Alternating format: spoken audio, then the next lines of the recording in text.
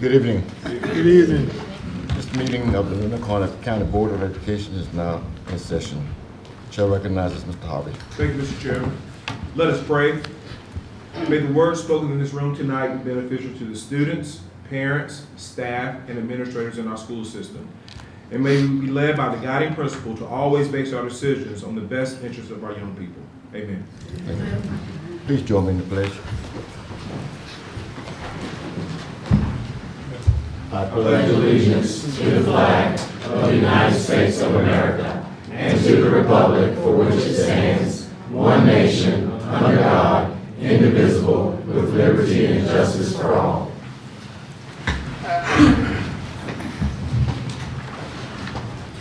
Chair recognizes Mr. Williams for tonight's agenda. Thank you, Mr. Chairman. Tonight, members of the board, it's my honor and privilege to present to you for your consideration and hopefully your approval tonight's agenda. Mr. Chair, Mr. Hill. I'll move to approve the February 3rd, 2025 regular monthly board meeting agenda as presented. Motion has been made by Mr. Hill. Is there a second? Second. A second by Ms. Dr. Outlaw. Any discussion? If not, the call for a vote. All those in favor of approving tonight's agenda, let me know by raising your hand. The agenda is approved without dissent. Chair recognizes Mr. Williams for announcements. All right. Oh, you said Mr. Wiggins. Oh, sorry. Thank you, Mr. Chairman. Tonight, members of the board and the public, it's my honor to welcome all of the young people we have here, all of our staff members here, and their parents and grandparents and other loved ones who came here to represent them tonight and to help us honor them for all of their achievements. We're going to see a spotlight tonight of career and technical education programs in Lenoir County. I'm very proud of them. You'll see our outstanding CTE teachers. You'll see some of the other teachers here honored tonight. So welcome to everyone in attendance tonight. It's my honor to begin with some special recognitions, first of our students. If Ms. Rachel Noble is here, I'd like for her to. Okay. Okay. All right. Well, let me go ahead and tell you about Rachel while she's coming forward. The Moorhead Kane Scholarship is the first. It's the oldest merit scholarship in the nation. The first one in a public university in America. And in 1951, it was established by the Moorhead Kane Foundation. It selects each year exceptional students in high school who plan to attend UNC Chapel Hill. The scholarship receives applications from all over the United States and all over the world. One of the world's most prestigious scholarships. The Cheatham White Scholarship from North Carolina A&T State University is awarded to students with a broad range of interests, proficiencies in areas in both the fine arts and sciences who demonstrate leadership potential. I'm proud to tell you tonight the Park Scholarship at the University of North Carolina at Raleigh, NC State University, the NC State University. Okay, I'm just having a little fun there. UNC with the Moorhead Kane Scholarship, easily one of the most prestigious in America. Cheatham White Outstanding Scholarship, and also the Park Scholarship at NC State. Three of the most prestigious scholarships easily in North Carolina and in our country. And this young lady who's coming forward right now, Miss Rachel Noble, and you've seen her a couple of times this year in school board meetings being honored for various things. Rachel is a national award winner with agriculture education at the National FFA competition. And she did that early on. Rachel, was it your 9th grade year? Yes, sir. 9th grade year. And we're so proud of Rachel because she's been named a finalist for the Moorhead Kane Scholarship at UNC Chapel Hill. She's been named a finalist for the Cheatham White Scholarship at NC A&T. She's been named a finalist for the Park Scholarship at NC State University. All at the same time. So she's doing it all at the same time. Let's give her a round of applause.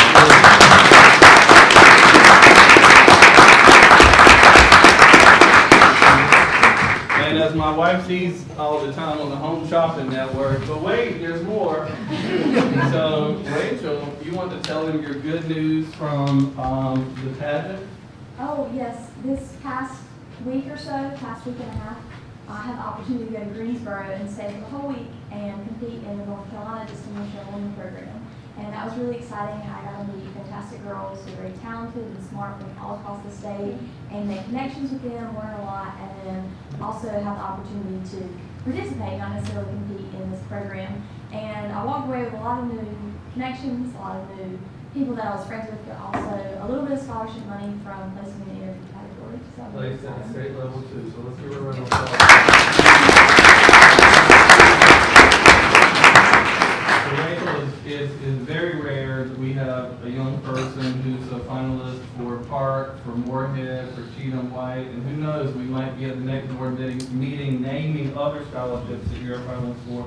We're really proud of you, and I'll say to the rest of you who don't know Rachel, not only is she an outstanding student, not only is she involved in all of these activities, but she's just a great young lady, a fine human being too. I'm very proud, pleased, and blessed, I must say, that LCPS has such strong students as you see here, such outstanding young people, and as you see right here. So congratulations. Thank you so much.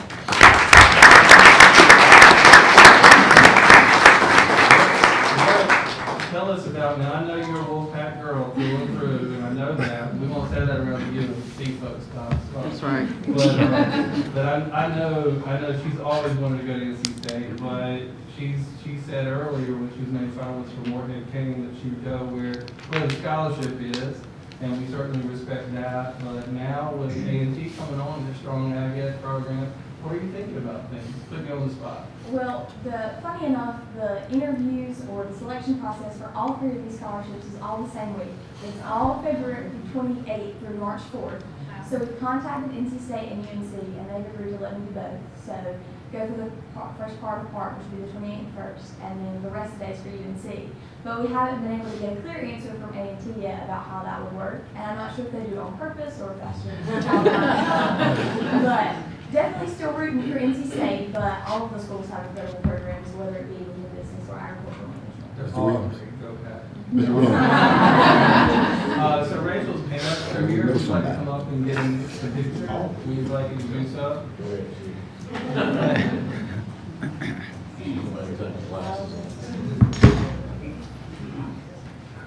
Congratulations. Sorry, listening. One, two, three.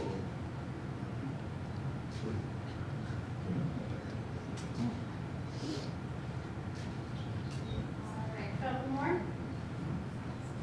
One, two, three.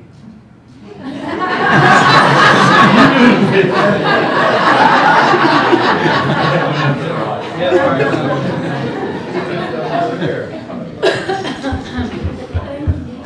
My kids say the same thing about me.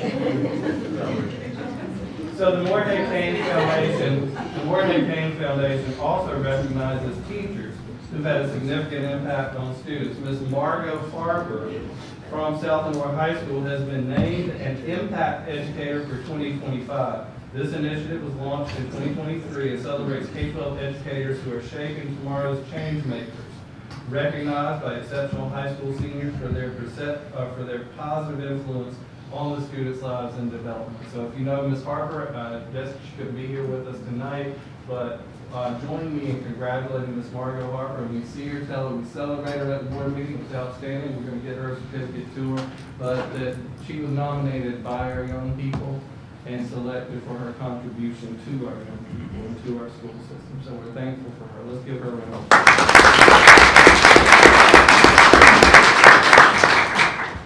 So next I would like for Ms. Elizabeth Ham from Frink Middle School to come forward. Ms. Elizabeth Ham, Frink Middle School's Teacher of the Year this year, has been awarded a Go Global Scholarship to attend, listen to this folks, to attend, and I get excited when our folks get a scholarship to attend PD in Raleigh, Professional Development in Wilmington, listen to this one, Professional Development in the Netherlands this summer. Participants will see firsthand how Dutch schools and municipalities collaborate to raise achievement levels, how disadvantaged students are integrated into classrooms, and the role of high-quality vocational education and postgraduate outcomes. Congratulations. Miss Ann teaches agriculture education at E.D. Frink Middle School, and as a parent of one of her students, I can tell you she does an amazing job, and she continues to earn grant after grant after grant. But folks, she gets these grants because she goes after them, she tries. You miss every sale that you didn't try to make, and you miss every grant you didn't try to get. And she tries to get all that she can. So she's got a greenhouse out there, grant funded. She's got a storage building that we have to get another one now. But she got that through grants and everything, and other equipment too, right? Tell them what this means to you. I'm just excited to go and learn more about, basically the big thing was sustainable agriculture and how they're doing it in the Netherlands, so I can witness it firsthand. And when I'm speaking with my students every day, I can say, hey, I was there, this is how they're doing it, this is what's going on in other parts of the country. And additionally, make a connection so that my students can hopefully Skype or speak with students in classrooms in the Netherlands so they get a look outside of LaGrange. And for those of you who are keeping score on that thing, if you had older children who graduated a couple of years ago, we didn't have agriculture education in middle school a few years ago. We put in Woodington Middle School, Frink Middle School, CSS, and we're working our way around with agriculture education. That's all together fitting the proper Eastern North Carolina middle schools in my opinion. So I'm glad to see it. And we're hoping to expand that, and she's a great addition to that team out there. So congratulations.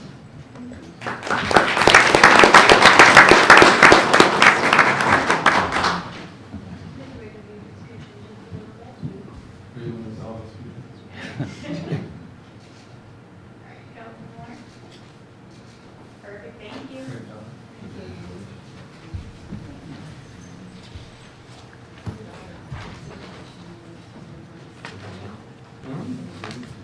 Okay. Absolutely, we'll look forward to that. Congratulations to Mr. Chadwick Stokes. Mr. Stokes, if you come forward, please. And Dr. Mean, you should have been up here for that picture. I neglected to remember it, but I knew It's not too late. Congratulations are in order for Mr. Stokes. Frank Middle School 8th grade history teacher, the North Carolina College for Social Studies has recognized Mr. Stokes as its Social Studies Middle School Teacher of the Year. NCCSS mission is to serve all members of the organization, providing support to social studies educators across the state by publicizing and promoting the importance of social studies in the curriculum. Mr. Stokes will be presented with his award at the annual statewide conference later this month. So, Mr. Stokes, we are proud of you.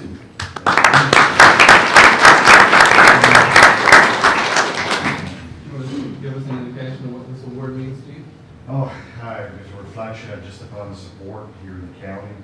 And I think it's a reflection also to the importance of what we're doing. And that's making history education very interactive and hands-on, because if you do, it reaches all these children. Great job.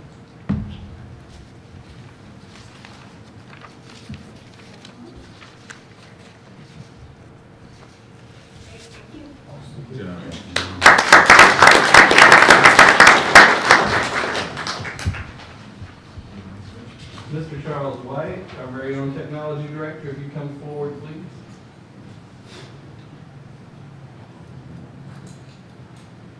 Mr. White, he always likes being back there. He doesn't like being up here. Cameras. But he's been named Southeast Region's Technology Director of the Year. He was awarded this through a partnership with the NC Education Technicians, NC Technology and Education Society Consortium of Networking, and Department of Public Instruction. This award recognizes leaders who demonstrate excellence in improving digital learning opportunities for students. And that's not all, but wait. Yeah, I think you knew about that part. Mr. White, you want to share the big news with them that we just got a couple of weeks ago? That you're going to the conference and going to be recognized. So we get the opportunity to represent Lenore County Public Schools and Eastern North Carolina at the NC Ties conference for the state. To be honest, it's an honor to be recognized by the colleagues of Eastern North Carolina and to showcase the amazing county that we have and the tremendous support that we give not only to our teachers but to all the counties that surround us. Thank you.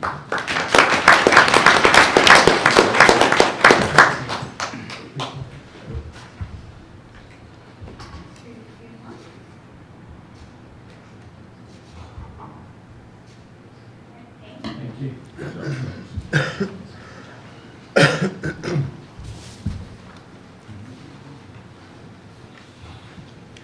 And we have some other students that I'd like to mention their accomplishments as well.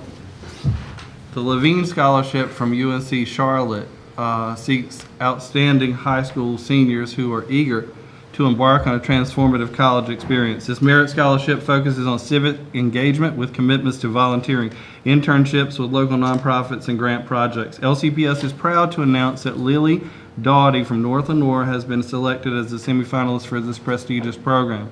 Also, Lily Doughty from North Lenoir was named second runner-up. You remember Rachel mentioned the pageant earlier, but second runner-up for the state of North Carolina, Lily Doughty from North Lenoir was named Distinguished Young Woman of North Carolina Scholarship Pageant second runner-up.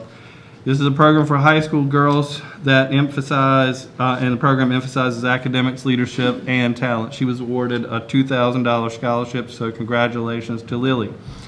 LCPS 4th and 5th graders were able to shine in the annual Young Poets Contest sponsored by the Friends of the Library for Lenoir County. This year, the contest drew a total of 306 entries, and I am very pleased to say that LCPS, along with public schools and other entities, competed, and LCPS dominated. 4th grade winners: first place, Avery Bryant, Banks Elementary School. Miss Holly Ayers is the teacher. Second place, Jasmine Angel Miranda, Pink Hill Elementary School. Miss Brenda Griffin, the teacher. Third place, Gentry Futrell, Pink Hill Elementary School. Miss Jamie Finch is teacher. Honorable mentions: Kinsley Barnett, Moss Hill Elementary School. Miss Jessica Register, the teacher. Allison Caldwell, Northwest Elementary School. Miss April Maudlin, the teacher. Annison Harper, Pink Hill Elementary School. Miss Jamie Finch's class. Linwood Lee, Northwest Elementary School. Miss April Maudlin's class. Sadie Morgan, Southwood Elementary School. Miss Chastity Atkinson Davis's class.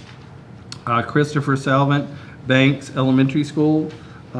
Miss Melissa Sutherland's class. 5th grade winners: first place, Ari Briggins, LaGrange Elementary School. Miss Jessica Miller's class. Second place, Amari Brown, Banks Elementary School. Teacher Miss Carol Willis.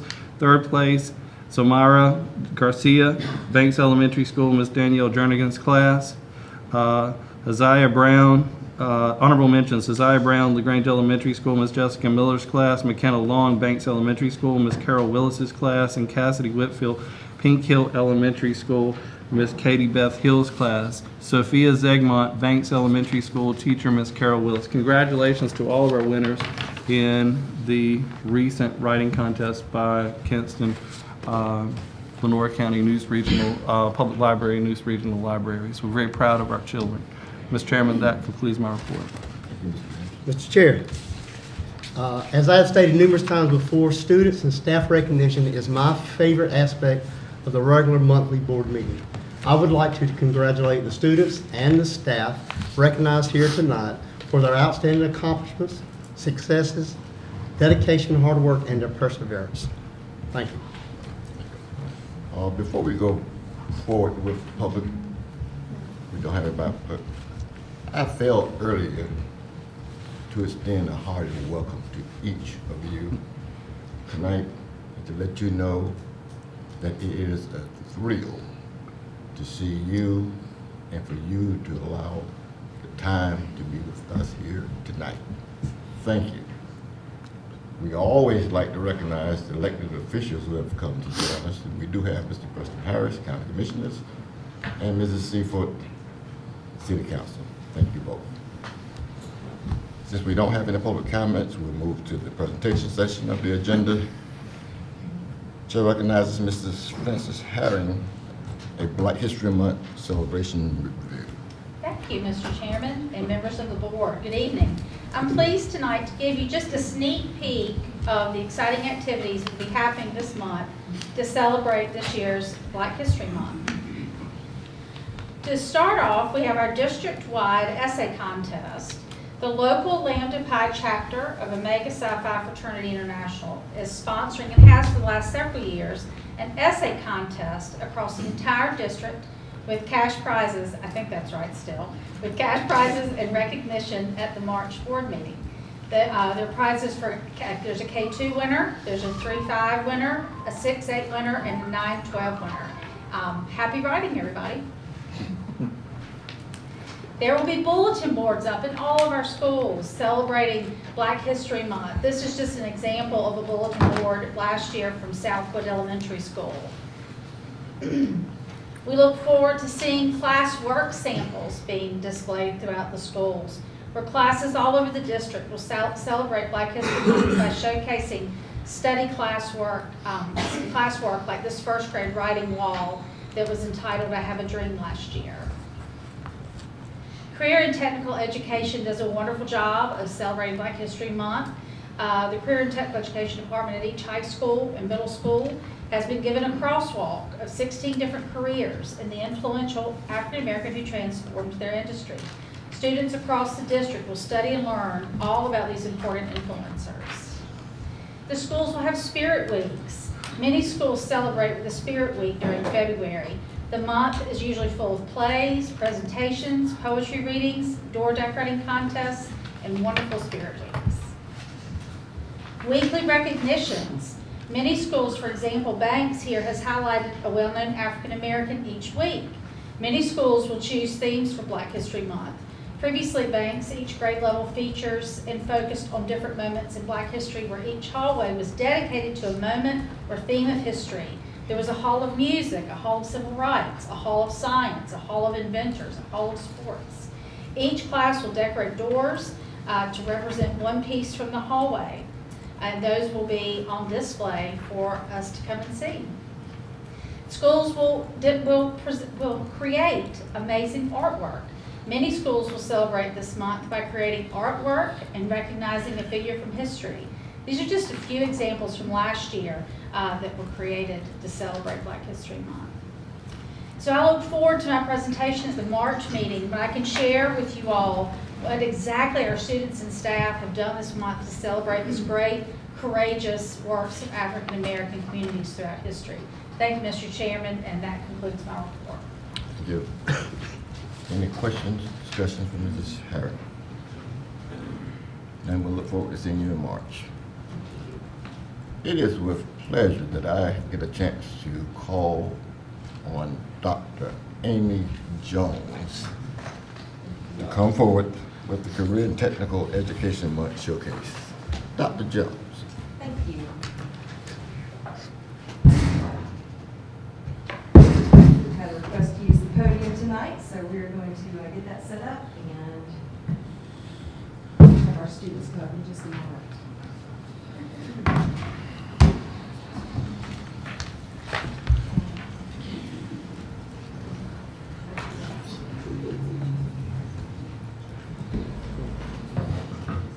Okay.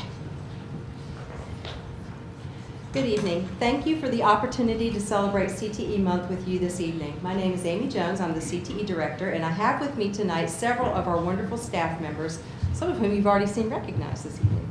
I have Brittany Harrison, Melanie Smith, and Ashley Andrews and Pamela Pate, who are our Career Development Coordinators for Lenore County Public Schools. And also with us tonight is Gina Cousins, the Curriculum and Instructional Management Coordinator. The CTE department is excited to share with you more information about our programs and the opportunities that Career and Technical Education provides students to prepare them for a career. Here's a little CTE history. Career and Technical Education was funded under the Smith-Hughes Education Act of 1917. Now called Perkins, this federal funding, in addition to state and local funding, provides the resources needed to run a high-quality CTE program.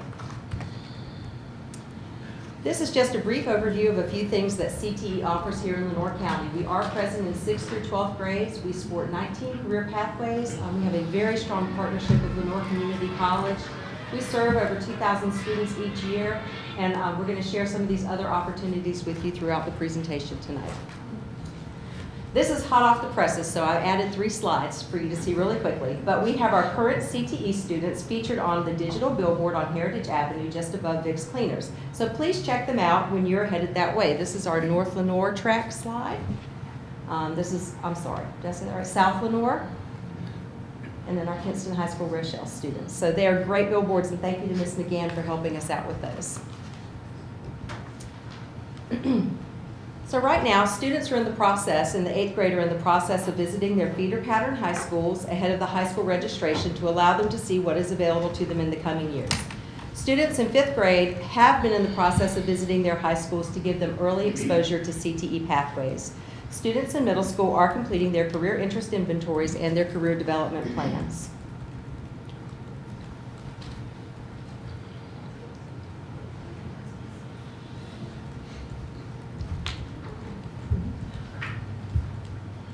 The picture on the left is from the 8th grade STEM Challenge Partnerships of North Community College at AAMC. For the 3rd year in a row, we have partnered with LCC to give students access to unique experience in the engineering design process. LCC staff met with our middle school STEM teachers over summer to help prepare the challenge. Students visited LCC and worked with instructors and students to begin the engineering design challenge. Each school designed and 3D printed boats to run the race. CSS was declared the winner this year and will repeat the challenge in the spring with derby cars. And everybody's invited to attend. It's on April 16th. We'd love to have you. Lenoir County Public Schools offers CTE programming in every middle school, traditional high school, and the Learning Academy. Our programs include all of those listed above. At some point during the evening, you'll receive a brochure with all of our high school pathways for each school. And we're sharing this with our 8th grade students and parents so they will have a good idea of what is available to them as they transition to high school. So now the best part of the evening, I'm going to turn it over to our students so they can share with you all the wonderful things that they're doing. I'd like to bring up Nadine Gordon and the students from Kinston High School, along with Ashley Andrews, their career development coordinator. And Nadine will introduce her students to you all. Yes, please. Hello, I'm Nadine Gordon. I teach counseling and mental health 1 and 2 at Kinston High. And this is Jasmine Reynolds and Tiana Ormsby, and they're going to talk to you about their end of the year final, the PBM project, and some work shadowing that they have experienced. Yes, we both job shadowed at DSS, which was really great because we got to experience and talk to social workers and see what it's like to be a social worker. They told us the ups and downs, the good and bad about being a social worker, and every day is not the same. And me personally, I thought being a social worker was like a 9-to-5 job. No, it's not. You are going to be on call at all time because you never know when the kids are going to need you. And I really enjoyed it. And I feel like what really stuck with me was just sitting there talking to the social workers because that's what I want to become. That's what I'm going to go to school for. And it just made me want to become more and more. And I really loved it. Okay, so again, my name is Tiana Ormsby. I will be talking about the PBM. So I really enjoyed the counseling and mental health class that we had or that I took. So for counseling and mental health one, we have an end of year project or presentation that we have to do, which is a PBM, and that's just basically an overall review of what you learned during the class. Now, with me being to myself and not like speaking in front of a large group of people, I'm nervous. So being in that class, the students helped me with like encouraging me and telling me what I needed to work on, like speaking up and not having so much of a steady voice. So without me having to take that class, I would not be standing in front of you guys. Very good. All right, Thank you. Counseling and mental health is probably not something you think of with career and technical education, but it's something they added a few years ago, and it's been a very popular pathway for us and leads to lots of health and human services careers. Okay, I'd like to bring up North Lenoir High School. And to introduce themselves, I have teachers with us Josh Wallace and Katie Bain Herring, who's not a CTE teacher, but she helps advise the DECA Club. All right, hey everyone. My name is Josh Wallace, and I am the marketing teacher and DECA advisor at North Lenoir. This is my second year as the DECA advisor. So DECA stands for Distributive Education Club of America. It's a career and technical student organization that focuses on marketing. So basically, there's 3 competitions. There's regional, state, and nationals or internationals, and you have to qualify for internationals. So the way the competitions work is students either choose a written event or a role play event.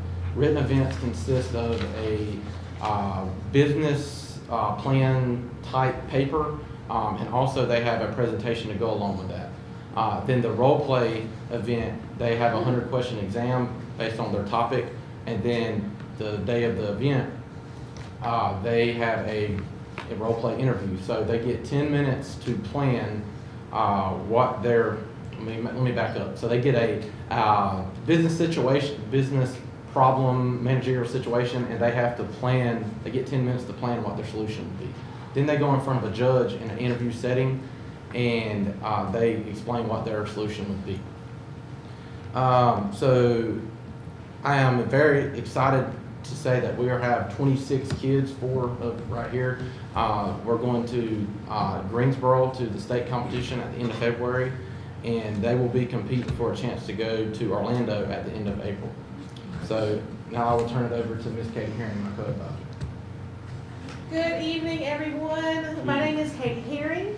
I am in my 4th year as DECA advisor at North Lenoir. Not only have I had the pleasure of watching how DECA has positively influenced some of the greatest students throughout that time, but my own life has been personally affected by the organization as well. My daughter was a founding member of North Lenoir's DECA chapter. She, along with her awesome partner, qualified at the national level on 2 occasions. Being able to participate in those competitions brought some of her greatest memories in high school. The wonderful CTE program in Lenoir County provided her with those opportunities, and for that, she still is very grateful.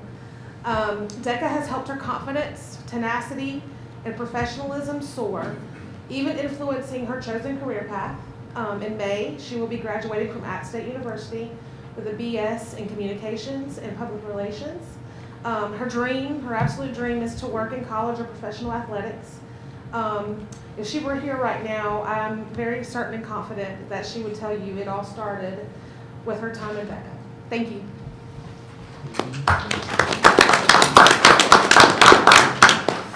Hello everyone, I am Philip Jefferson, the current president of the North Lenoir DECA chapter, and I have been competing in the sports and event marketing series for 3 years. And with this event, I've learned to create solutions off the top of my head for problems that have a time constraint.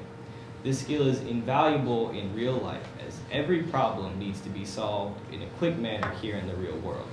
With my role play scenarios, I almost always have to consider budget restraints, timing, and how society will respond to my proposed solution. Keeping these things in mind now will help me to make sure to consider them when working in the real world, and hopefully that will make me a wonderful asset to whatever team I work with in the future. Thank you. Well, good evening, everyone. Thank you again for having us here. My name is Kevon Garrett, and I currently serve as our chapter's vice president. DECA has truly impacted my life. It has truly allowed me to become sociable. Before DECA, you probably have to drag me out here to public speak, truly. And so I'm so glad about that. And it's also helped me with my critical thinking skills, because sometimes when you're in those role play situations with your judges, you've got to think on problems on the spot. And sometimes it gets a little stressful, but then it all ties together in the end. I've competed in sports and entertainment marketing, as Philip said, but I'm currently competing in quick serve restaurant management, where I have to think of I have to problem solve about problems that we may face in the restaurant industry. DECA can be fun, exciting. You meet your best friends there, Philip. And sometimes you may get trapped in an elevator, which is, again, exciting and fun. Yeah. But I'm so very grateful for this organization and my advisors. Thank you, guys. Hey everyone, my name is Lexi Rouse, and this is my first year participating in DECA. DECA has truly helped me with my self-confidence skills. Along with that, has given me the opportunity to meet some new friends from other schools, along with people from my own school. I'm really looking forward to the state competition in a few months. It's actually like 20 days away, I think. Yeah, it's like 2 weeks. My event I do is called Apparel and Accessories Marketing, and if you can't tell, I really like clothes.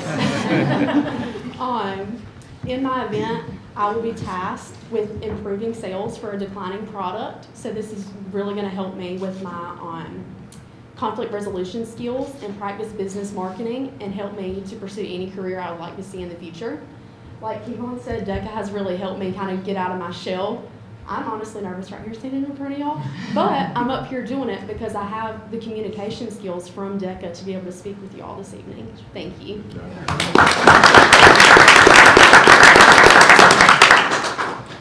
Good evening, my name is Olivia West, and I'm a junior at North Lenore. Joining DECA has been amazing for my growth as a teenager. It's helped me develop leadership skills, communication skills, and public speaking. It's boosted my confidence, and competing and working with others has taught me to think critically while also communicating effectively. Plus, I've made great connections with new friends and mentors who have inspired me to always do my best. DECA has truly shaped me into a more confident and driven person, and I'm so thankful for that.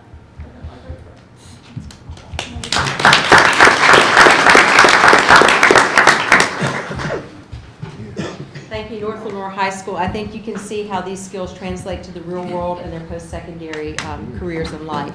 All right, I'm going to bring up South Lenore High School and Melanie Smith, Nicole Culture, and our horticulture students.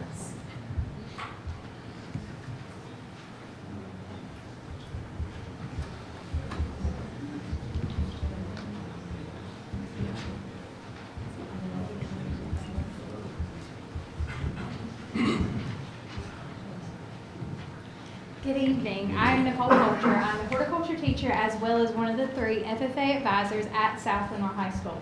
Tonight I have a few of our students that will be discussing some things and hands-on skills, future-ready skills that they've learned within the horticulture 2 curriculum as well as our club FFA.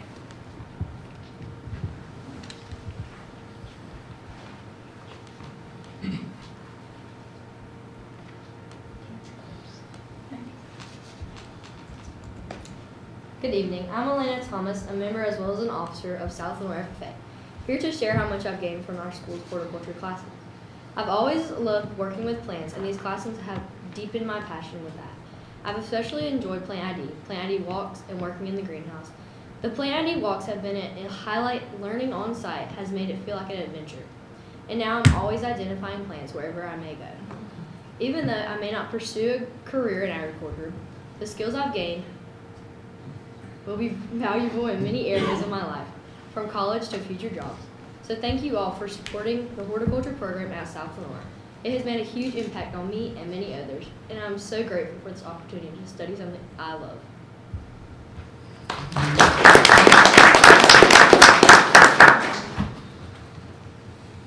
Good evening, I'm Kaylee Murphy, and I'm excited to share how Horticulture 2 has helped me grow personally and professionally.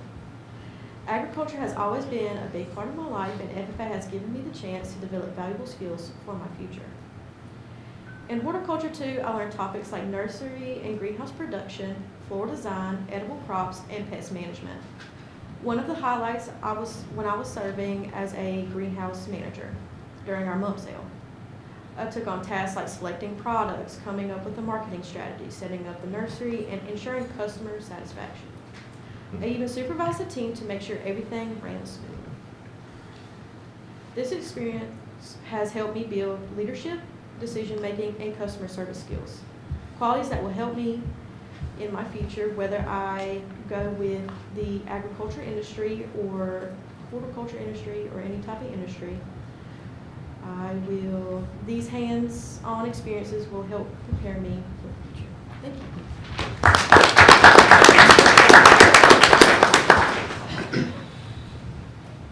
Good evening, I'm Hope Santini, and I'd like to share my experience with one of my favorite units in Horticulture 2, floral design. This unit combined my love for creativity and flowers, teaching my essential skills used in the floral industry. We learned flowers are grown, harvested, and prepared for arrangements, as well as how to identify different plants. Understanding design principles like balance, proportion, and color theory helped me create beautiful, meaningful arrangements. One of my favorite projects was creating prom-themed floor arrangements where I applied what I learned in the real-world event. I also enjoyed learning to make perfect bow, and a skill I shared with my classmates, and even used to create a tree topper bow for my aunt's Christmas tree.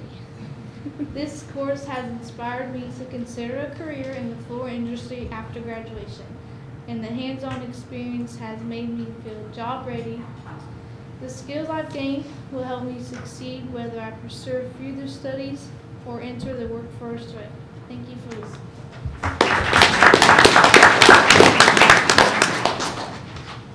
I'm Grace Sutton, and I want to share how my horticulture classes have shaped my farming future and goals. Going from a multi-generation row crop farm, these classes helped me transition and focus it on my edible crop production. I've gained practical skills in assessing plant health and addressing issues with pests, diseases, and nutrients. Skills that I apply daily on my farm. Working in a greenhouse has allowed me to experiment with new growing techniques like float trays for watermelons, which became the basis of my supervised agriculture experience, SAE. This project has earned me first place at state MFA and bronze at nationals. One of my favorite parts of class is showing my crop production process to the class. Teaching them how to grow and sell crops like sweet potatoes, watermelons, cabbage, collards, and sweet corn. These hands-on experiences give me competitive edge in agriculture, science, and farming. Thank you for listening to how horticulture and education has impacted my life and future. It's more than just planting seeds, it's about growing skills and opportunities.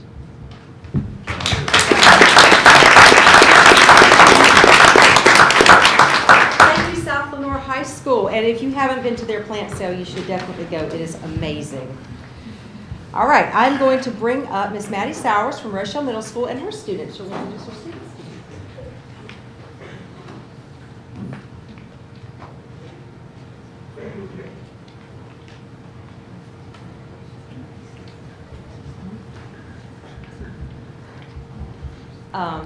Hi, I'm Maddie Sowers, and we're excited to share about the airboats that we've been doing with LCC for the past 3 years. That has been one of the best things for, especially the kids at Rochelle. We've been able to, especially some of our girls, they were able to design their boats, and then we would try to get them to float, and sometimes it works and sometimes it does not. And then as we went through the competition, LCC gave us things, and they were able to quick think on their feet and try to get it to go. CSS did win this past year.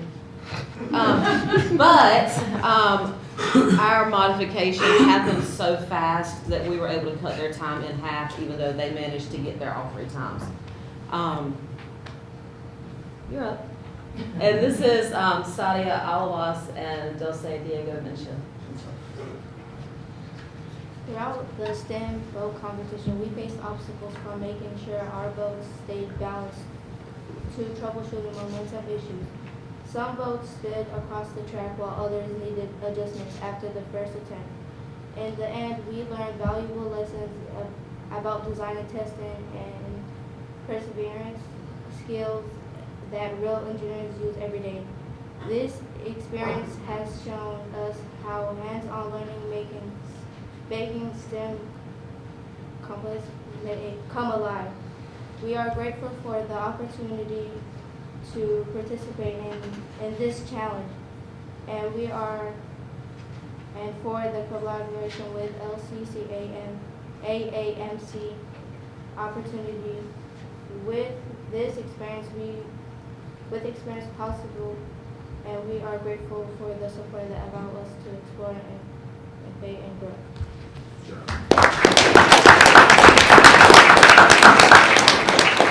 Thank you. We know that career exploration begins early, and so we're excited about our STEM classes at the middle school, which give them opportunities to look at a lot of different career pathways in the STEM areas. So thank you to all of our teachers and students. I'm so proud of all of you for sharing with you many of the valuable career building programs offered through our CTE program. Since last year's celebration, we have been extremely busy. I'd like to share a few of our CTE highlights with you. Did you know that 98% of LCPS students who complete a CTE pathway graduate from high school with their 4-year cohort? That's pretty impressive. So if we get them in CTE and completing a pathway, they typically do finish high school. And we're very proud of that number. Our Youth Apprentice program continues to be successful at Crown Equipment Corporation, and we have added an opportunity with Smithfield Foods through the SEED program, as well as other paid opportunities for students, which you'll hear about in just a little bit. You have received a brochure which contains information about the paid student work-based learning opportunities that are available now, so please share that with any teenager you know that's eligible. The Industry Expo is coming up in April, and in the fall semester, elementary students enjoy Careers on Wheels. Our students are taking field trips, are engaging with the business community to find out more about potential careers. The CTE department has won 2 major grants from the state, the Grade Expansion Grant that provides funding for our middle school career development coordinator, and the CTE Modernization Grant that provides upgraded materials for health sciences, foods, and business classes. CTE teachers have been the recipients of multiple grants from Bright Ideas, Master Gardeners, Ag in the Classroom, and Lenore County Education Foundation, in addition to others, to fund innovative programs in their classrooms. Students in middle and high school are busy completing their career development plans, and our student career and technical education student organizations have expanded, including FBLA, HOSA, DECA, FFA, TSA, FCCLA, and a National Technical Honor Society chapter at every high school. Not only are these clubs completing service projects, but our students are winning at the regional, state, and national levels. We continue to increase student credential attainment of industry-recognized credentials, and this year we formed a strong partnership with the Lenore County Fair, which provided us an opportunity to showcase our CTE programs and student-created work for the whole community. I'm really proud of this new partnership that we started, and we've asked Tristan Harrison from South Lenore High School to come and share with you his internship experience with Kinston Public Services. And with us tonight, we have Steve Miller from Kinston Public Services as well. So Tristan, if you'll come up. I'll turn it over to you. Okay. Hey, my name's Tristan. I kind of wanted to go over the internship that I did at Kinston Public Services. It all started one day I was in Miss Business Essentials class, and her and I were talking about my weekend one day. And I had told her how much I liked working on my truck and stuff in that category. And she had gotten a job, and an opportunity came up with Kinston Public Services, and an opportunity came up with Kinston Public Services, and she made this happen for me. I really enjoyed working there. The men I was working with, they were 40, 50, 60 years old, so it kind of helped me man up a little bit and take responsibility. Yes. I was able to work on $100,000 lawnmowers. I'm surprised they even let me touch. Police cars and other city vehicles. I'm more of a hands-on type of learner, so it was definitely much better than sitting inside of the classroom. It's something I see myself doing whenever I get out of college. Whenever I get out of high school, I plan to go to college for it. And at the end of this, I really want to thank Mr. Smith and Mr. Miller back there for believing in me. And I want to also thank you guys. And at the end of this, I want to tell y'all, if I could, I would do it all over again.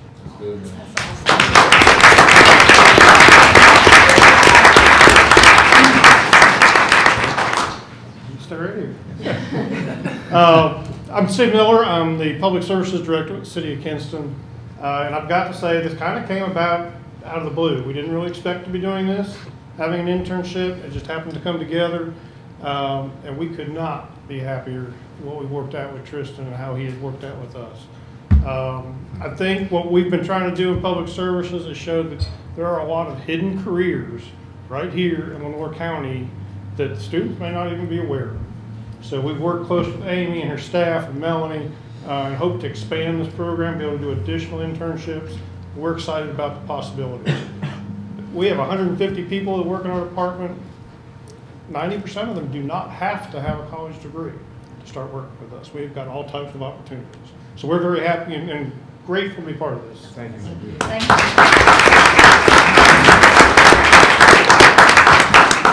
We are grateful for our partnerships with our business community, and particularly grateful for Mr. Miller and the expansion potential for our students as we move into the next school year. Just a few more things.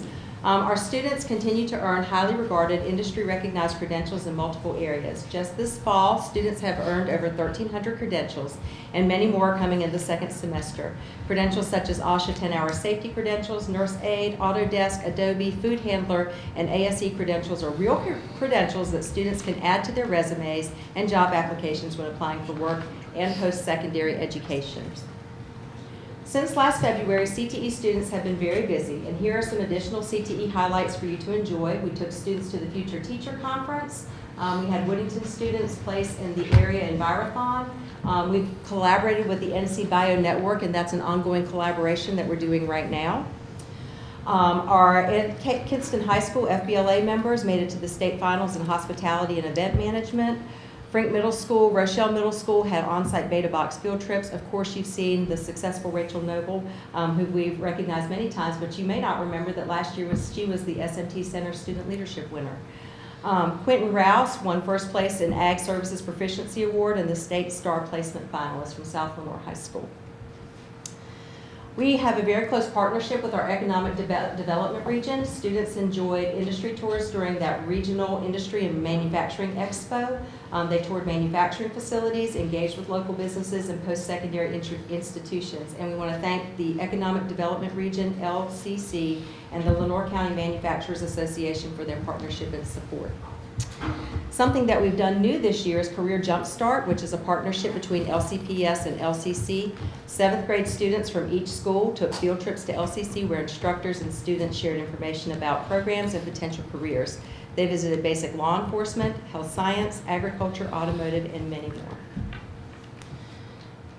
And we are proud of our Journey 360 program. This is a fairly new program for us where we take students that are not sure what they want to do after high school. We take our high school seniors into the workplace and let them tour industries such as Eaton, Electrolux, and Kinston Public Services. And then they do a pathway tour and some workshops at LCC. And finally, we are always so proud of our Crown Apprenticeship Program and that partnership that we formed with them all those years ago. June marked the completion of the 5th year of that partnership. It offers LCPS students a year-long apprenticeship and a wealth of future benefits. In the 5 years, 13 students have completed the program and 6 are currently working at Crown full-time, earning between $51,000 and $64,000 a year and more if they put in overtime. 18-year-old students went to the hiring day where they were offering contracts and $51,000 to start an 18-year-old young person. That's outstanding. That's outstanding. 3 more seniors graduated from the program in June, and Cassidy from that group currently works at Crown as a welder. One of the best welders they've ever seen, they said. 5 more students entered the program in June, and that is Crown's largest group of apprentices to date, and they've been working throughout this school year, and hopefully we'll have that signing day in June again. And we have Crown applications are opening within the next month. You can see it on your sheet that we gave you. So all in all, you can see our CTE program is very active, is making a difference in the lives of our students. We want to thank our board, our community, our business community, and our staff and students for the continued support of our CTE programs in Lenore County Public Schools. We are making a strong impact on our students and continue to strive to meet the Lenore County Public Schools goal of career and college readiness for all students. And thank you for your time this evening.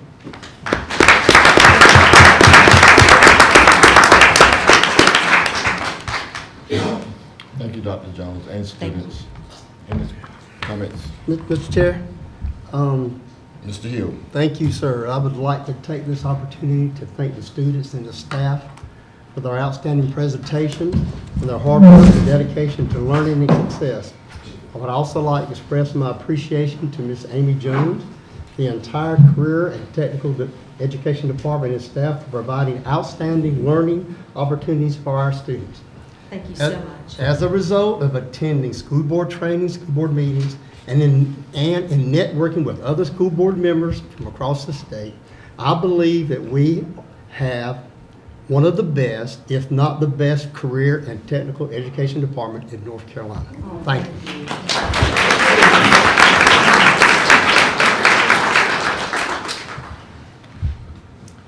Mr. Anderson.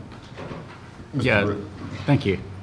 So I think this is some of the most important work that the school does for our kids is preparing them for what's next. So thank you to the teachers and the students for participating.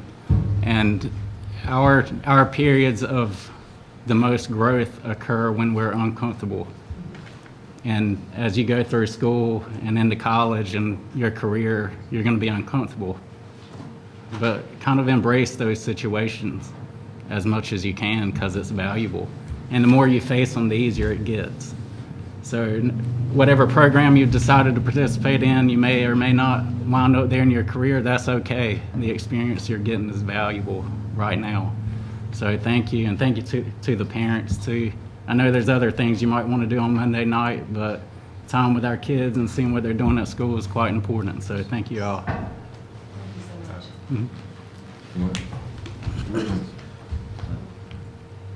Some of y'all might think that I'm playing tic-tac-toe up here when I'm writing some notes and mess you or just. Let me see. But I've been on the board long enough to see some of these kids come through the second year and to see the maturity from last year, this time to this year, and your growth and your confidence, just your whole physical demeanor, the way you project and share. It tells me that you have a group of teachers who are really pouring into y'all a great deal and encouraging you, and you are receptive to it. You know, it works both ways. You can't have one without it. You got to have both to really have growth. And I just want to say I'm just really impressed. And the last young man, Tristan Harrison, you almost brought me to tears listening to you because I see a lot of myself in you, and you're going to go far. So, that's all.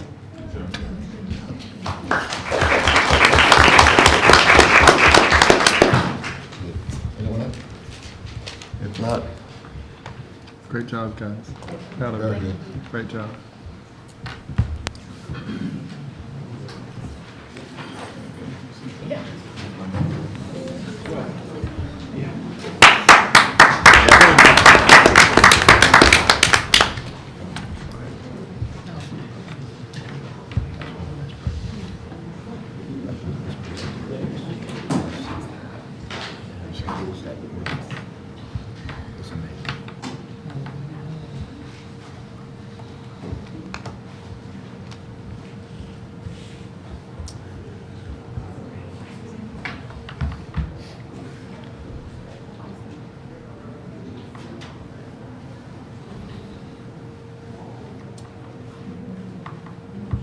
Chair recognizes Mrs. Crystal Carlisle and Mrs. Herring to give us a review of science fair. Ms. Carlisle is going to do a wonderful job today to the board this evening. Ms. Carlisle. Well, good evening. Good evening. Good evening. That is a tough act to follow. I'll do my best. It's my pleasure tonight to share information with you about the Lenore County Public Schools Science Fair process, as well as highlights from our Celebration of Science Fair event held on January 30th at the Kinston Performing Arts Center. Each year, Lenore County Public Schools kicks off our Science Fair season at the end of September. We ask schools to create a campaign to share information with students in grades 3 through 12 who will be participating. They receive a packet of information meant to ignite their curiosity and urge them to explore a topic from either a provided choice board or from their own interests or experiences. It's important for our students to participate in Science Fair each year because there are many benefits according to the North Carolina Science and Engineering Fair website, including building self-confidence, improving spatial and thinking skills, and promoting a project-based inquiry mode of learning. And participation can't be taken for granted. There are many districts and this was less the case before the pandemic, but sadly since the pandemic, there were, because they didn't have Science Fair during the years of the pandemic, and then afterward, many counties did not continue their participation in Science Fair. We've not only continued it, we've stepped it up. and increased it. And so I'm very proud of that. And Lenore County, 4 out of the last 6 years and 6 out of the last 9 years, we've been dominant at the regional science fair. Very proud of that. Once students have their topics approved by their school science fair coach, they have several weeks from October until December to complete the required components. Each school then holds their own science fair and they select their winning projects. Our elementary schools choose 3 top projects, while middle and high schools choose their top project from each of 8 categories identified by the North Carolina Science and Engineering Fair. As you can see from the screenshot of Northeast Facebook page, our schools often recognize their science fair winners on their social media pages at the conclusion of their school fair. They do a wonderful job recognizing those students. The next step for our school science fair winners is to participate in our Celebration of Science District Showcase. This day-long event was held recently on January 30th at the Performing Arts Center. Students from schools across every grade span and every attendance zone participated this year. In total, we recognized over 54 students at our event. We were very excited to see that a number of those students had been school-level winners previously and were attending our district showcase for the second, in some cases third or fourth time in the last several years. So that was exciting to see them again. The celebration event began around 9:30 in the morning when our students arrived with their science fair projects for a full day of all things science. This year, there were a wide variety of topics, including what do we do with all these cups, which was an investigation of what do you do with styrofoam cups. There are lots of them in our society. Some other interesting projects included Sunshade Showdown, a project investigating which sunshade keeps your truck interior coolest, a flood-proof city, which was a project very relevant to some of the challenges we face in Lenore County, as well as a project called Tee It Low to Make It Go, which was a project investigating how to improve your golf swing, as well as many other interesting and engaging topics. During the day, our students practiced public speaking skills. As shown in the pictures on this slide, our students worked in small groups with facilitators, including our grade span directors, our AIG and digital learning director, our EC director, and coordinators and specialists from beginning teacher support, as well as from STEM and career development. So it truly was a team effort. The students focused on the basics of establishing good eye contact, maintaining good posture, and using a strong and confident voice. After a review of public speaking skills, our students presented their projects and received feedback from peers and from staff members. A key component of success at the regional and state level is students being able to discuss their projects with judges. Because we want to give them the opportunity to practice presenting before those next level competitions, the district showcase event serves as an important step in building confidence for these students. As you can imagine, the practice presentations are hard work and they're pretty nerve-wracking for students sometimes, so we also wanted to give them a little bit of fun. Moorhead Planetarium's Science on Stage show treated students and staff to a live science fair exhibition. Pictured here is a scientist from Science on Stage. Her name was Tara, and she was demonstrating how much weight a balloon can hold when placed on a board of nails.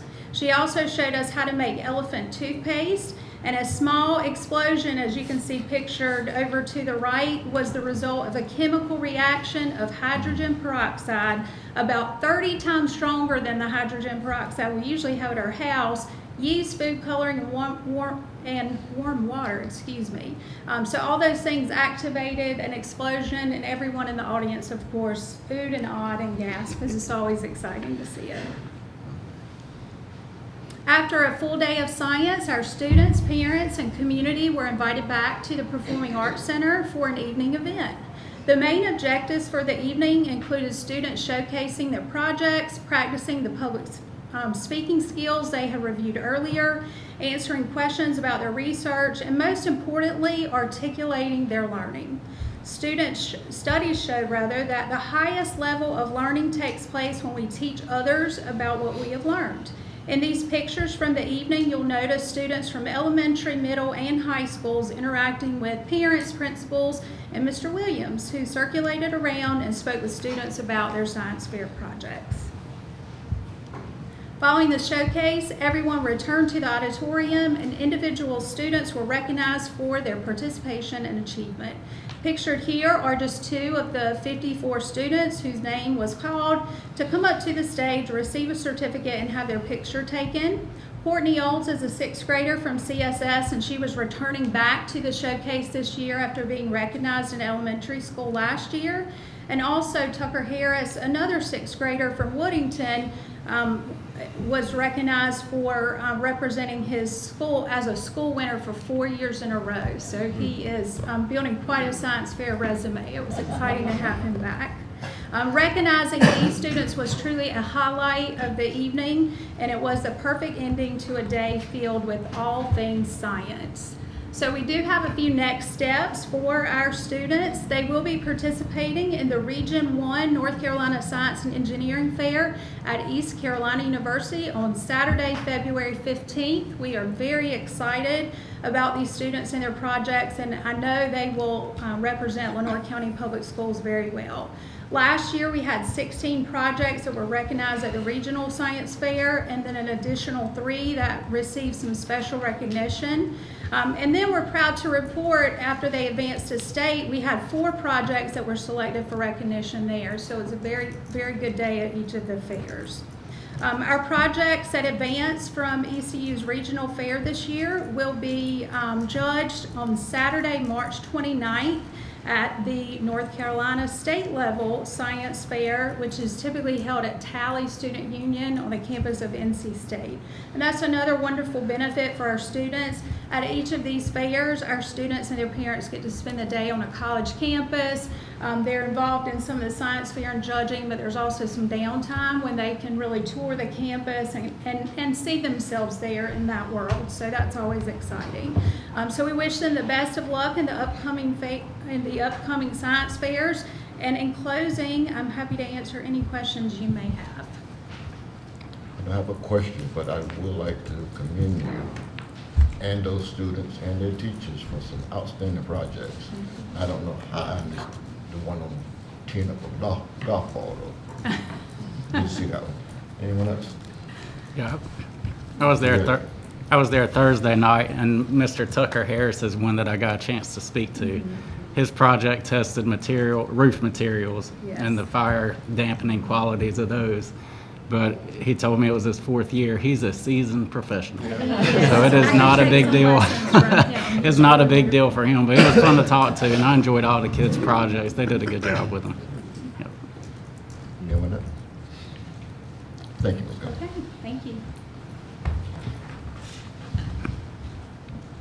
Mr. Harvey is recognized to give us an update on the Frank Middle School project. Thank you, Mr. Chairman. And as I pull up my presentation, Jeffrey, we may need to call Tucker for some roof work. All right. Good evening, board members. Tonight I'll provide a brief progress report on the construction of the E.B. Frank Middle School project. First, I would like to thank the full board and specifically the members of the facility committee for the work that has been done leading up to this project and the work that you will continue to do as we move forward during the construction phase. With me tonight, I have Mr. Jeffrey Turnage, lead plumber in our maintenance department, who also has a dual role of construction manager of the E.B. Frank project. When I reported to you last,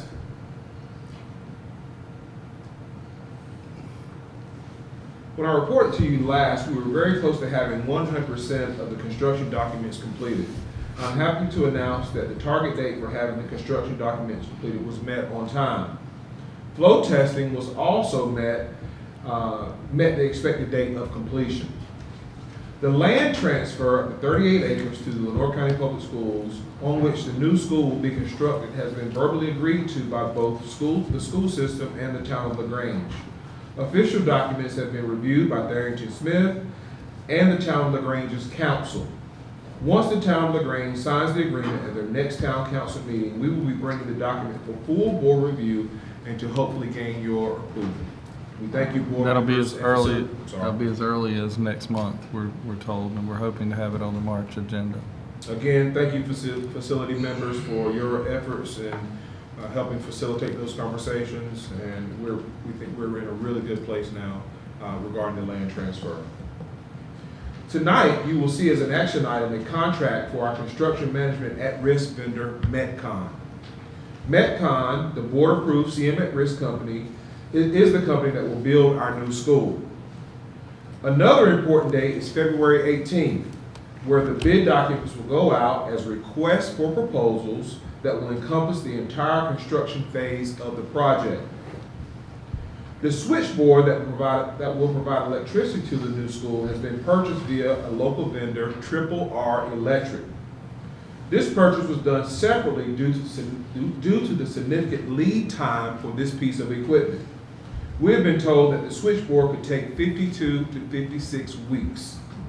Therefore, it was extremely important to purchase this separately from the bid documents to ensure completion of the school in a timely manner. SFLA, along with Metcon, will be applying for permits to begin the construction phase very soon. LCPS will host, along with SFLA and Metcon, will host bid openings for the aforementioned bid document request for proposals the week of April 23rd through April 30th. This is truly an exciting time for the LaGrange community and for Lenore County Public Schools. So I want to thank Mr. Turners for his efforts thus far, and we look forward to seeing the fruits of our labor in very short order. We'll be happy to entertain any questions you may have regarding the progress of the EB Frink construction project. We're very fortunate that Mr. Turnage was already working with us. He earned his degree in construction management, and he has experience in construction management too. But we're just happy. I mean, he works over HVAC now and former leader over plumbing too. But one of the leaders in maintenance. But we're fortunate that he was already here among us. We're fortunate to be able to keep him for this role. He's working part-time dual role right now, but as the construction gets going, we are anticipating that to become more of a full-time role. He's been working daily with the architects and the the engineering contractors and state agencies for permitting and all that, and working on they had to elevate the pad of the school for gravity-fed sewer outlets and all that, and work around. So they've been working through actually for months, even though you're hearing about the formal agreement with the town of LaGrange, and you have the Metcon contract on tonight. Metcon's actually been working for us on a daily basis already, and Mr. Turnage has been working with our architects that you approved months ago, working to get this project going, because it takes a lot of work just to get to the sending out the bids stage, and that's where we are now. We're so excited about that, and we think the progress will be greatly accelerating now. Are there other questions, discussion? Mr. Britt? Maybe we are not far enough down the road, but how much improvements do we expect to have to make to the state road that leads to and from the school? So if you've been to Frink lately, you see a lot of construction out there. Right. That was actually a water line that the town put in place. I suspect there has to be significant improvements after that project is complete. But is it DOT road out there, or is it a LaGrange? Oh, we've been State. told that should be fine. We shouldn't have to do any improvements to the actual road itself. But the water line they have through there Right. already. Sewer was another issue. We had to do a workaround about that because there was an issue with the lift station there off 903 that's being discontinued, and then went over Magnolia Run over there. But we worked that out for a gravity fed line to basically go through and tie in across the current, what's now the ball fields, or what will remain ball fields, to tie into the side street over there. So we have a workaround there, but it didn't mean increasing the height of the school, raising the school for the gravity fed line, but we're pleased with that solution. And now we won't be tied into waiting to see what happens with the water line on that road. we're totally independent of that, and we can tie in. And we do appreciate Town Manager Sean Condon and the Town Board of LaGrange working with us on that and developing a solution that makes sense for everybody. And going forward, we're now asking the town's considering helping us with dirt to raise that pad. Otherwise, you'd have to purchase the dirt, have the dirt tested for appropriateness on site and compatibility and all that. And those aren't things that we think about. I wouldn't, but it's a very expensive proposition. But if the town will allow us to go and basically shave off Mr. Turnage a few inches to up to a foot. From a few inches up to a foot of dirt, that they could do that pad to raise the school, and it could cut the cost of the additional cost incurred by us to do that workaround for sewer. It could cut it in half. So we're hoping for that. But on the road, Right. it's a 2-lane road across there. DOT will have requirements about ingress, egress, Sure. and maybe a turn lane added through there. So, and that's why during the design phase, they made a significantly long traffic queue to eliminate some of that Right. congestion that could come about, similar to what we saw in Pink Hill. So those are the conversations that we'll have prior to completion to avoid any further delays. But when the engineers went out, they specifically made this queue exceptionally long to eliminate some of the congestion that. And they said that's what got the approval. They've already Right. gotten the approval of the traffic queue coming from the main road and haven't made that recommendation yet. Of course, what does that really mean? Because we had that situation at Woodington, at Banks, we still have it at Banks, at CSS, at Moss Hill, and turn lanes were necessary there. So I can't say what will or will not happen, but that's frequently the case that need develops, especially with a school that has a high volume of car riders, and Frink does. Right. So, but that is what Mr. Harvey was saying. Basically, the entire lot of the school, similar to what you see at CSS, it winds around in the traffic queue, as it does at Pink Hill and as it now does at Banks. But that might not be enough. There might have to be a turn lane. But at this time, they're saying not. Wow. Will Metcon be responsible for the permitting with DOT? They will be in working. So far, it's been our architects, but Metcon will be responsible. Basically, it's turnkey with them. Okay. Sorry, It has. Okay. Thank you. Further questions? No. Thank you, Mr. Harvey. Thank you. On letter E, process of maintaining school board meeting minutes. This question was raised by a member, so I've asked Mr. Mitchell if he would please explain where our status is. Yes, sir. Thank you, Mr. Chair. So I was asked to just take a look back and analyze your system and your procedures for keeping minutes. And Ms. Taylor helped me find the meeting in question, which was June 2nd, 2014, which I believe is the last time that the board addressed this issue, so about 10.5 years ago. Mr. Hill was on the board, Mr. Williams was in administration but not superintendent, and none of the rest of us were up here, although a colleague from my firm was here representing the board. And what I learned was that leading up until that meeting, very long, detailed written minutes were being kept that almost scripted out what was being said by every board member, which you all probably are aware is not the requirement for minutes. Minutes are supposed to be a general account, say who was there, what motions were, how people voted, what the topics were. And so the minutes at that time were going well beyond what was required. And that was probably, I'm not sure when meetings started being recorded, but at that point in time, meetings were being recorded and archived. And so the board made a decision at that time. The law says that audio and video recordings can serve as minutes. And obviously they say they literally record everything that was said or done in a meeting. And so the board made a determination at that time to use its video recordings as minutes, which is allowed by law. There are a couple of drawbacks to keeping video recordings as minutes. One is that they can be somewhat cumbersome and inconvenient in a way that if you want to find, say, how a board member voted on a particular motion, you might have to look through the whole thing. There are ways of indexing, which you do, but nevertheless, it's a bit of a process to figure out, what happened on this motion.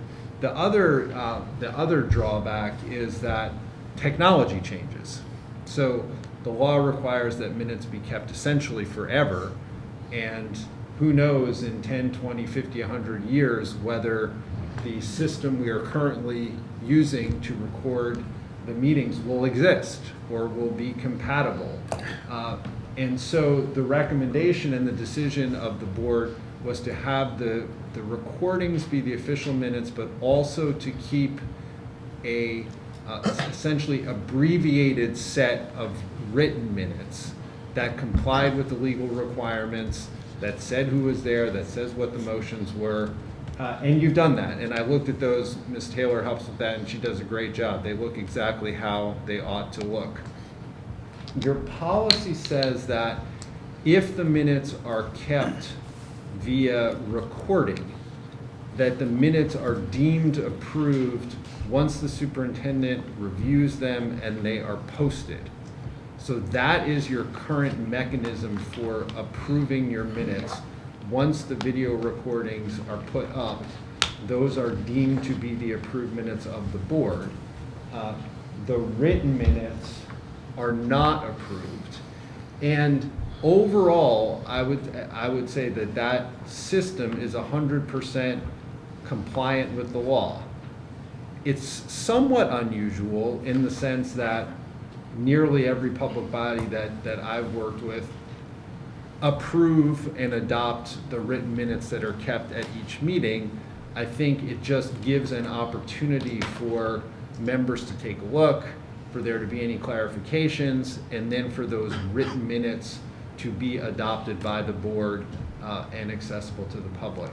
So long story short, the system you have been using, legally compliant, somewhat unique in the sense that those video recordings essentially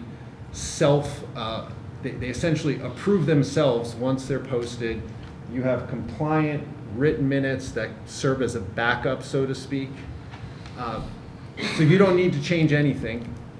Do I think there could be reasons to approve the written minutes, again, just so that they're officially adopted and there's an opportunity for members to weigh in?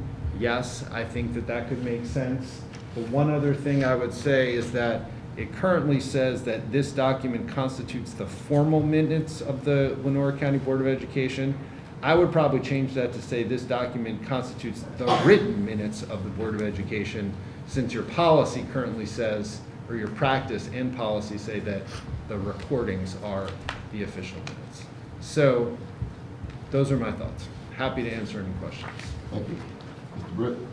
Yeah, so I appreciate you looking into it. I asked the question because customarily for me, the minutes are a part of the next agenda and they get approved as part of the work there.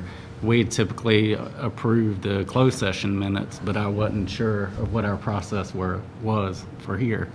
I think as a matter of the bridge from one meeting to the next, it makes sense and is practical to incorporate them into our process here. So that would be my recommendation. If the board supports that, I would be happy to see that. It's a good refresher for me, and I'm not typically one to dig back through a video to refresh my memory on everything that's said. I think it is appropriate to keep, the required documentation and not the full, you don't need a transcript of the whole meeting. But that's my thoughts on it. So. Anyone else? Mr. Chairman. Mrs. Davis? Yes, sir. A few months back, we had a committee meeting on policies and procedures, and we decided that, quarterly we were going to start meeting and going through all of our current policies and procedures because of things like this. Because a lot of things, like you said, hadn't been visited since June 2nd, 2014. To my knowledge, I have not received an email or an update on when these quarterly meetings to go over these. We're going to start, other than we had a subsequent meeting with something else, that we're going to bring it, I guess, to the board or to light in case anybody had any questions. But have we had any forward movement on if we were going to have those quarterly meetings? You mean subcommittee meetings? Yes. We generally leave those up to the committees to decide when they go together. What we said in that committee, we were, When for the super- policy committee, we were gonna have the When quarterly meetings. Yeah. Generally, we are alerted to an issue that falls within one of the categories the superintendent lets us know, and that subcommittee meets. I'm not aware of having a regular rotating schedule at any time where the subcommittees were scheduled to meet. Would you like for me to address that? Mr. Hill, please. So when I was serving as board chair, we had, and you had to help me here, Mrs. Cash, or anybody or something. Davis. Oh, excuse me, Mrs. Davis, I'm sorry. I was not aware. You asked about a certain policy, and we... Policy for the agenda. Yeah, and we did call a meeting, and we did have a meeting with the committee, and of course, we did make some decisions about that particular policy. It might have been even two. And then there was, you asked about reviewing on a periodic basis, and we did decide that we would come back and talk about that. And then when we had the next subcommittee meeting, we did talk about that and decided that we would have a quarterly, correct me, Mr. Williams, if I'm, correct me if I'm wrong, we would have a quarterly meeting. But since I'm no longer serving as chair, I mean, that generally comes under the correlation between the chair and the superintendent. Okay. And I don't even remember who's on the policy committee. On this issue, let me as chair refer this to the policy committee to bring back to us on our March meeting a recommendation that can be considered on this issue to cover whether or not we need to have minutes included on the agenda, or whether or not we'll make the necessary changes that the attorney has recommended in the written records. Have that committee come back to us for our March meeting. And we can set that up as early as this week, and we can also put the regular quarterly policies for review on there. Is that agreeable? It is. Yeah, we'll leave that there. Mr. Chair, if I may, I would like to just, so when I was on the board when we made the change and we were doing the written minutes and approving them every month, and then it was determined to be lawful, that we didn't necessarily have to do that since we did have a recording, because we were doing recording, I believe, even when I came on the board initially. I do recall one incident since we did that, or when we were doing that we were keeping the minutes, they were official written minutes. We had a situation, and there was a discrepancy between the written minutes and the video, and we actually went back to the video, and that was the recommendation of council, actually went back to the video, and we listened to the video again, and then we acted on what was actually said in the meeting that was recorded, not what was actually written in the written minutes.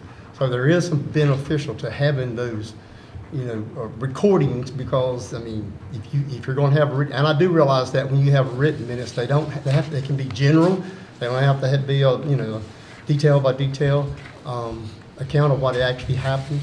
So in that particular occasion, it was important that we had that, even though we were still approving written minutes. We were still lawful in being able to use the video and make a decision based on what was actually said in the meeting that was recorded on the video. Sure. That was a benefit to that. Okay. Thank you, Mr. Hill. At this time, the chair recognizes Mr. Charles White for phone system replacement.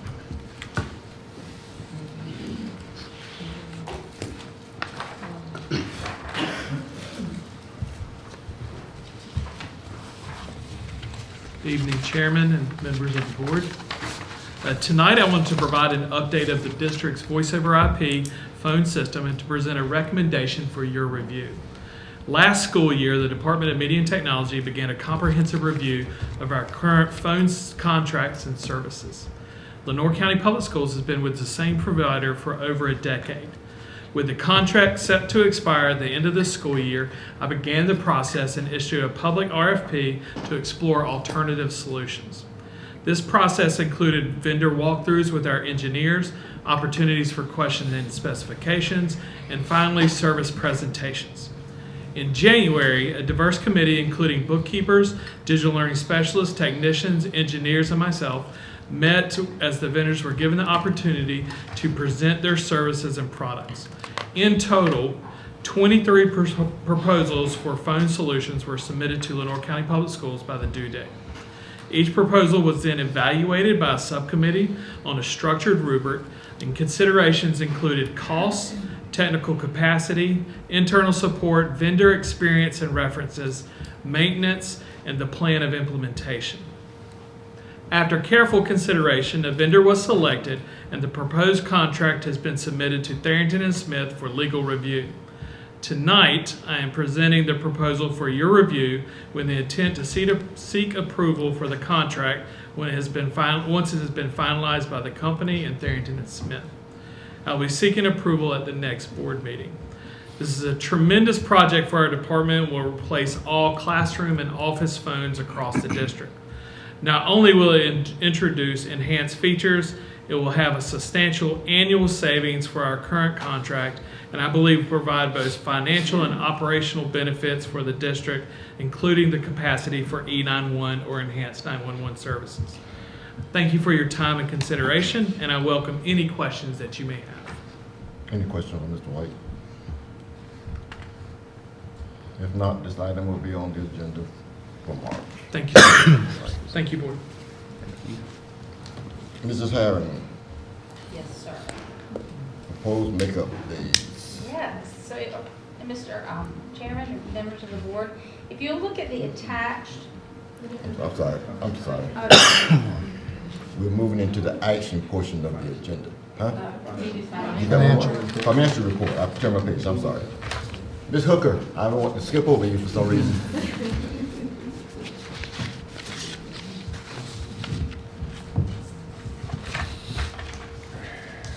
Thank you, Mr. Chairman. Good evening, board members. Good evening. Presented tonight is the January 2025 financial report. The report summarizes budget and year-to-date activity for all Lenoir County Board of Education funds as of January 31st, 2025. Additionally, it presents the local unadjusted current expense fund balance as of the same time period. If you have any questions, I'd be happy to answer them for you. Any questions for Mrs. Hooker? Yeah. Mr. Britt? Thank you, Mr. Anderson. You had indicated a supplement going out in January. Yes, that What? was a state supplement for certified teacher staff. Okay, which fund does that hit That against? came from state. We had an allotment specifically for that supplement. Okay. So Gotcha. that was where the money was It was a drawn from. flow through. It was a flow through amount, came from the state allocated for that sole purpose. Yes. Okay, I was just curious. Thank you. Any further questions? We don't know if the state will do that next year, but it's the second year. They said one-time non-recurring last year, and it was in excess of $4,000 per teacher, and the same thing this year in their January paycheck. So it's very nice for our teachers, and we don't know if it'll happen again next year, but it was nice to be recurring again after the state said not again. Right. But it was certainly a big help right after the holiday season. Thank you.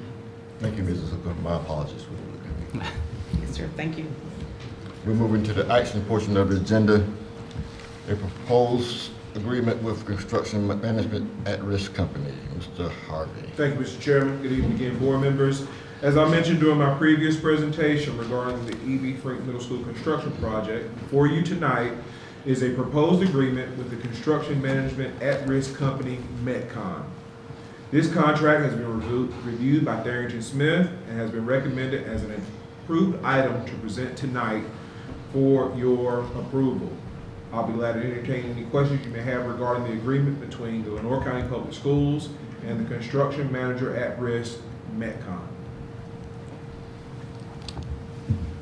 Any question from the top? One of the big concerns, one of the big things that had to be worked through in the negotiation phase with our attorneys and the real estate part of the shop with Arrington Smith and Rod Malone and his team and Metcon was the menu of charges and the actual costs. And we wanted a breakdown of actual costs, just not categorical costs, a breakdown, and they were able to provide that. So we felt much better about it, and it was in line with the stated budget and the original grant amount and the other funds to make up the total $57 million budget. So we were pleased with that, and we're excited to move forward with Metcon. Mr. Britt? Just going through it, I noticed there's some reference to periodic meetings and updates. And then later on, it looked like in the construction phase, it was a little more specific. Yes. If we want a meeting every week or every other week or monthly, I prefer to see it stated. Otherwise, sometimes it's tough to make happen. But it looked like every weekly construction progress reports, every other week, you're going to have some meetings. They've been receptive to all of our Whatever you calls and emails, and so we've got a really good working relationship so far, and I anticipate that. Okay. Speaking of that, we'd be interested in hearing the pleasure of the board, and it doesn't have to be tonight, on the frequency with which you'd like to have updates on this Frink Middle School construction project. Because progress, we should have a lot of progress to report right after bid openings, because actual construction will begin immediately. So we'll have a lot to report at that time, and then progress will be more steady and spaced out. But and we don't have to decide that tonight, but I wanted to throw that out there. That seemed like an appropriate time. In the past, when the boards had construction projects going, sometimes they preferred monthly updates, short monthly updates. Sometimes they preferred every other month and more substantial. So that'll be to the board's preference, and we'll do whatever you wish. I do appreciate Mr. Harvey. Mr. Wiggins, recognize. I appreciate Mr. Harvey's, that little checklist that you had with lines. For someone simple such as myself, that makes it really understandable where we're at and what you're getting accomplished. And I appreciate you staying on top of everything like you do. A lot of good help. Floor is open for a motion on the risk management company agreement. So moved. Motion has been made by Mr. Britt. Is there a second? Second by Mr. Woods. Is there further discussion? If not, the vote is called. All those in favor of the agreement, let it know by raising your hand. Motion passes without dissent. Thank you. Now, Mrs. Harrington, Yes, sir. that Thank bad you. news that I wanted you to. So, thank you, Mr. Chairman and members of the board.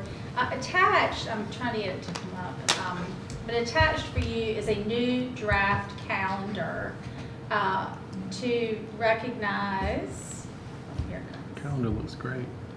Isn't that nice? That's the artwork on my laptop. There we go. Okay. That's lovely. I'll be happy to share it with you.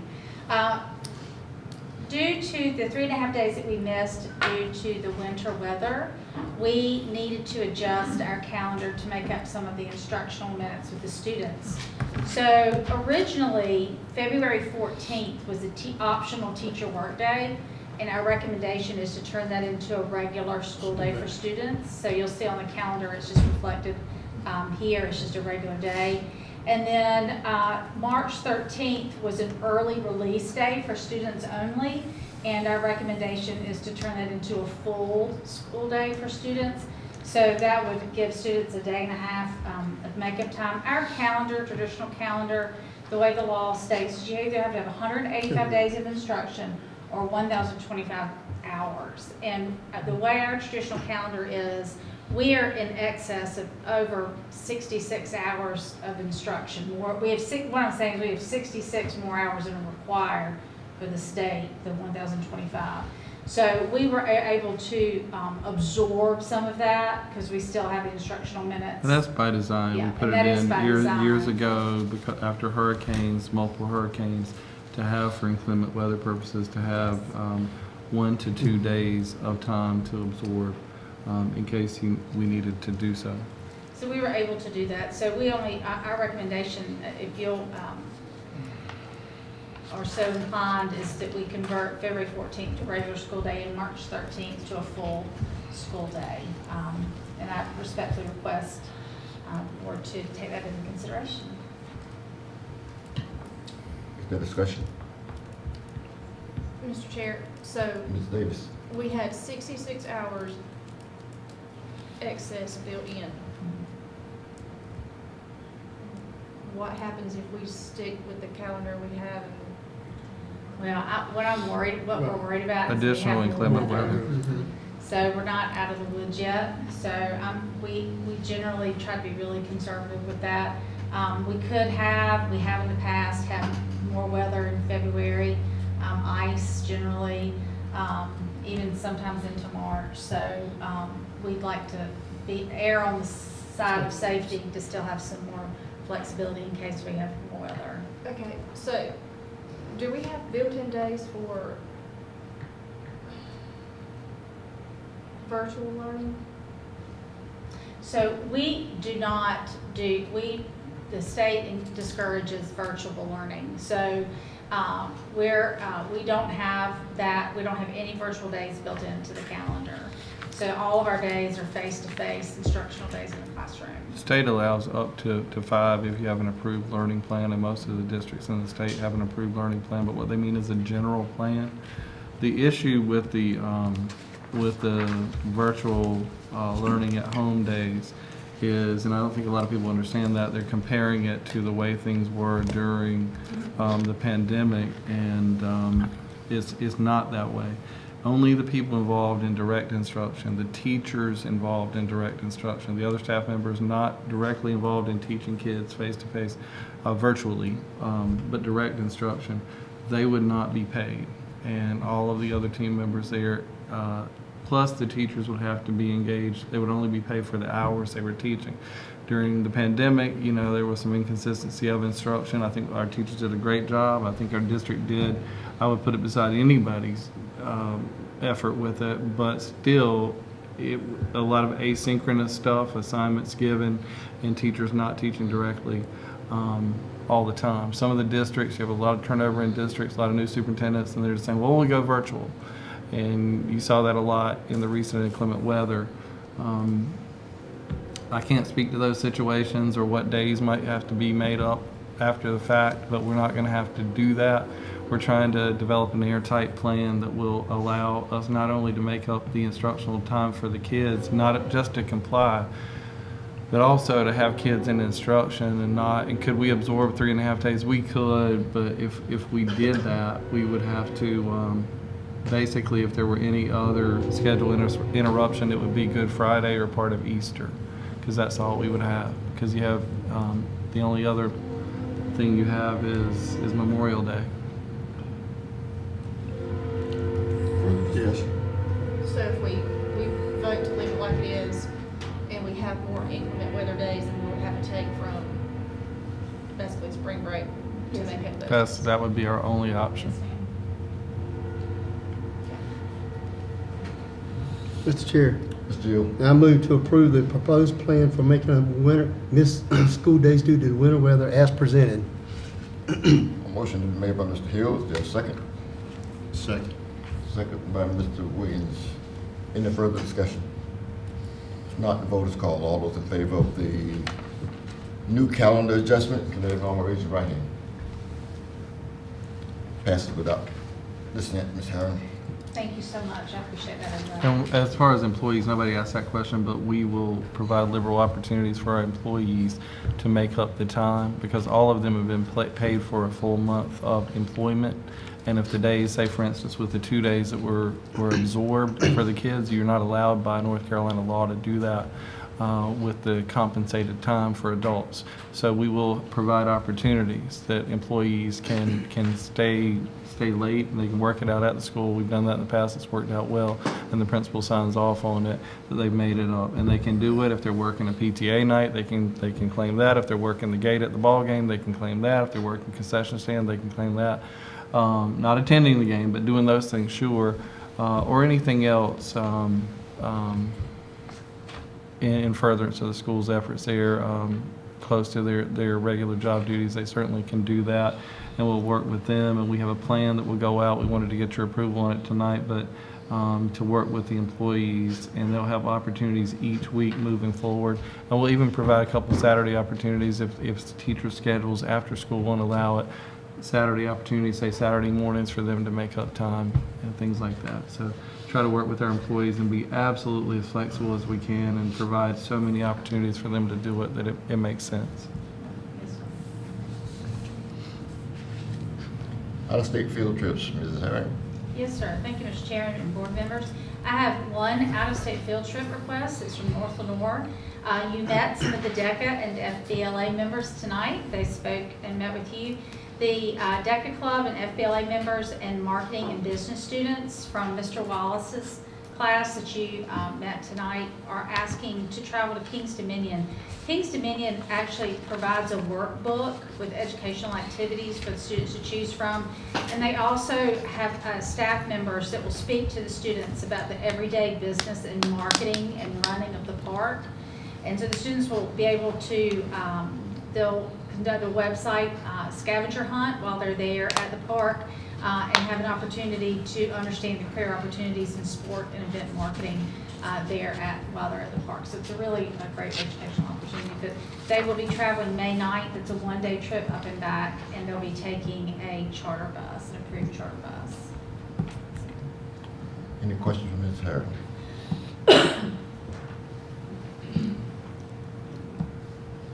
Floor is open for a motion to approve the field trip request by North Lenore. So moved. Mr. Britt has made a motion to approve the field trip. Is there a second? Second. Mr. Woods is recognized for a second. Any further discussion? Hearing none. All those in favor, let it know, raise your hand. Field trip is approved. Thank you so much. I appreciate that. That concludes the action portion of the agenda. Floor is open for a motion to enter into closed session. Mr. Chair, Dr. Stockton. I move that the Lenore County Board of Education go into closed session under North Carolina General Statute 143-318.11 to prevent the disclosure of confidential personnel files, to consult with the board's attorney in order to preserve the attorney-client privilege, and to consider matters relating to initial employment of an individual employee. A motion has been made by Ms. Dr. Stockton to enter into closed session. If there's a second. Second. Second by Mrs. Davis. Any discussion? Not, the vote is called. All those in favor of entering the closed session, let it know, raise your hand. Motion carries. We're in closed session. We are back in open session. Is there a recommendation on personnel? Mr. Chair. Mr. Hill. I move to approve the February 3rd, 2025 monthly board personnel recommendations and the February 3rd, 2025 personnel addendum as presented. Had a motion by Mr. Hill. Is there a second? Second. Second by Mrs. Davis. Any questions, discussion? If not, the vote is called. All those in favor of approving, how do we vote now? Personnel, let it know, raise your right hand. Personnel is approved. Let me let you all know how tired I am. What day is and it? I cannot understand it because I did not work today. But I do appreciate your patience and your diligence tonight. But I would like to make one old point of business. There's been some discussions about your committee assignments. I went into those and gave them a lot of consideration, but I will say this. If any of two of you want to switch a committee assignment and it's agreeable with the two of you, just let me know.